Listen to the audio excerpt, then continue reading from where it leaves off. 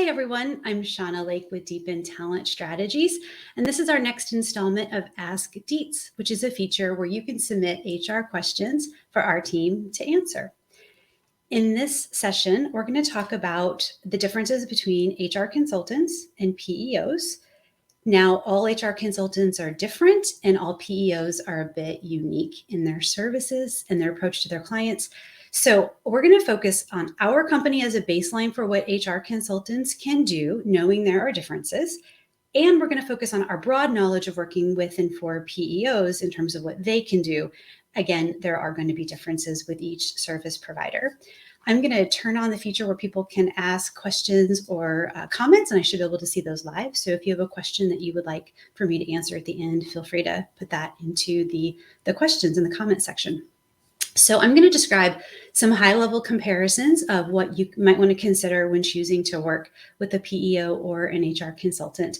And the reason that this is an Ask DETS feature is it's come up quite a few times lately. Companies have asked us to submit an RFP to compete with PEOs,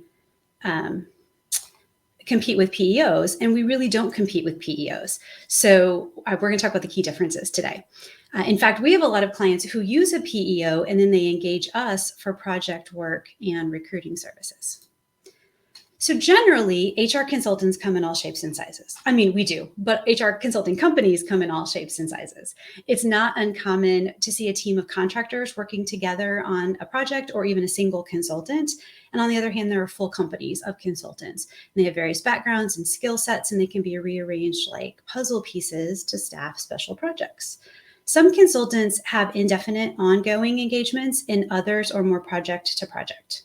So you'll find specialists who may be an expert in HR law, training, coaching, recruiting, etc. You might also see consultants who are generalists. So they have probably led in-house HR and led it all from recruiting to training, employee relations to comp and benefits. And then PEOs, as I mentioned, are all going to be slightly different. They're going to have different service offerings, and they're each going to have their own culture and their approach to working with their own customers. PEO means professional employer organization. PEOs form a co-employment relationship with their clients. In my experience, as an example of co-employment, PEOs don't need to approve a company's new hires, but they're going to help with onboarding, getting them onto payroll and to benefits. On the contrary, most PEOs do need to approve a termination because of the co-employment relationship. There's shared risk and compliance obligations if there were any accusations of a wrongful termination. And then there are also ASOs, Administrative Services Organizations. We hear far less about ASOs. They're similar to PEOs, but without the co-employment arrangement. So PEOs run payroll and benefits for their clients. They also often then give clients access to the software that's being used. So clients can get access to an HRIS system. And with that, they may have tools then for performance management, training, employee surveys, and other resources. And PEOs can go to market as one large group for better access to group health insurance plans and often more favorable rates.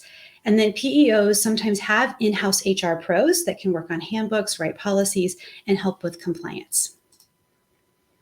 This is a very quick visual comparison of our services against PEOs. We work with employees with all employees in an organization through our HR on Demand program. And then for projects or ongoing consulting, we'll work with whomever our contact says we can work with.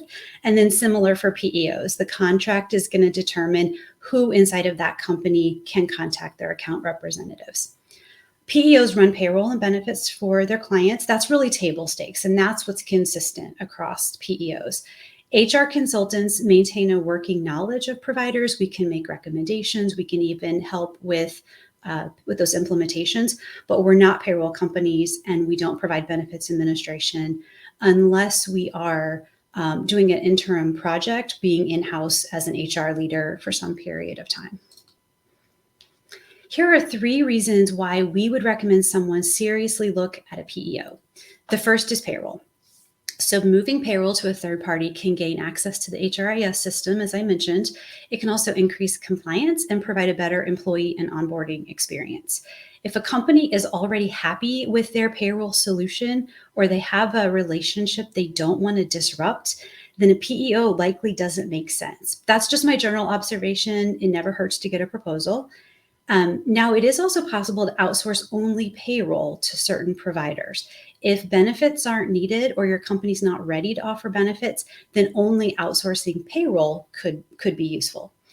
The second consideration is gaining access to group health insurance. This could be for medical, dental, vision, life insurance, ancillary benefits, and also retirement plans. So if a company is looking at benefits, but again, they don't want to disrupt their payroll relationship, then working with a benefits broker might make just as much sense or more sense. So just payroll, if payroll is the only thing on the table, maybe a payroll provider is useful. If benefits are the one thing that you want to solve, but you don't want to disrupt payroll, then maybe working with the benefits broker is useful. And PEOs can sometimes separate their services. It's always worth talking to them and talking to a variety of vendors and getting different proposals. The last piece that is a consideration as to why companies might want to look at a PEO is the workers' compensation insurance.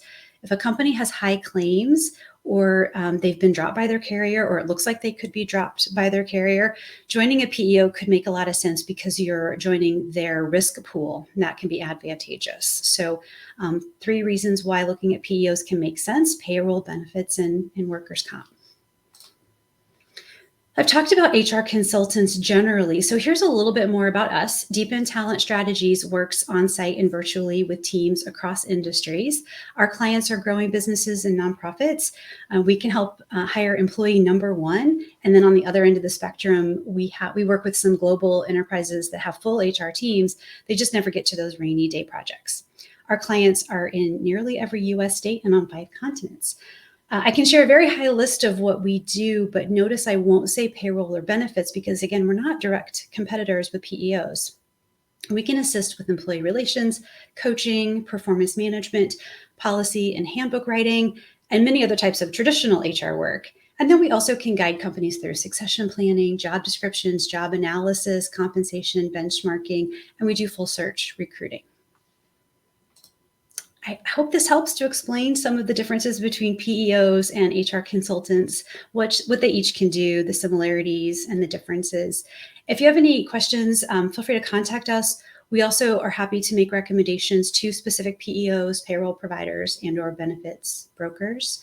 And if you have any suggestions for future Ask DETS topics, please send this to us at hello@deepenstrategies.com. And I'm happy to take any questions that you have. I see we have one in the chat so far. What does the relationship look like between a PEO and an employer versus outsourced HR provider and an employer? That's an interesting question. In terms of the service level and the business partnership that the company feels, the employer feels, I would hope it would be the same. The PEO relationship with an employer, it tends to be the tactical HR work, sometimes the grunt work, but it has to get done, paying people accurately and being compliant, getting those W-2s out, et cetera, doing the tax filings, and the benefits are important to attract and retain talent. Working with an HR consultant, sometimes we can tackle some of the things that feel like grunt work, but also doing more of the strategy. We have the ability, because we don't have to necessarily be sitting by our phone for the next person to call with a payroll or benefits question. We have the ability to go on site, roll up our sleeves, really dig into strategy and help our businesses navigate the world of work today. So hopefully that helps. So we have another question. Are retainers still a thing for HR consultants? Yes, we have a few clients that want to pay the same monthly fee.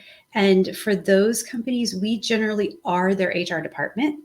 They just pay a flat monthly fee. However, most of our clients choose to buy a bank of prepaid hours that are good for a year, and they can call whenever something comes up without the fear of getting an unexpected bill in the mail later. And then we do project work, and project fees are far more common than retainers today. Are there any other questions?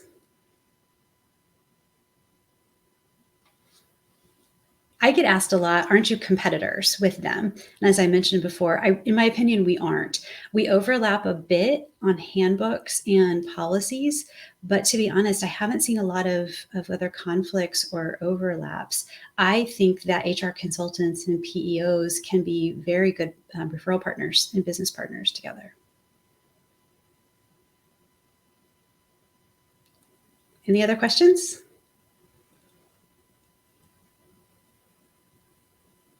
So we have a question that must be from a small business owner. Can I hire an HR consultant or a PEO and get completely out of HR? Hiring a PEO can take some of that grunt work off of your plate, and the compliance obligations can be resolved. And HR consultants can help a lot depending on how you scope a specific project. But in any arrangement, the business owner or business leadership still needs to own the employee engagement and culture from a strategic perspective. Shifting the ownership of that outside of the company could be really detrimental in attracting and retaining talent and growing your business. And then on the tactical side, someone still has to be our point of contact. So unfortunately, no, I don't think you can ever get fully out of HR type of responsibilities if you're in any form of leadership in a company. That may not be what somebody wants to hear. Any other questions? If not, I appreciate your time. Thank you very much. I hope that you have a great rest of the day. And if you have any additional questions or suggestions for other Ask DETS segments, send those to us at hello@deepenstrategies.com. Thank you and have a great day.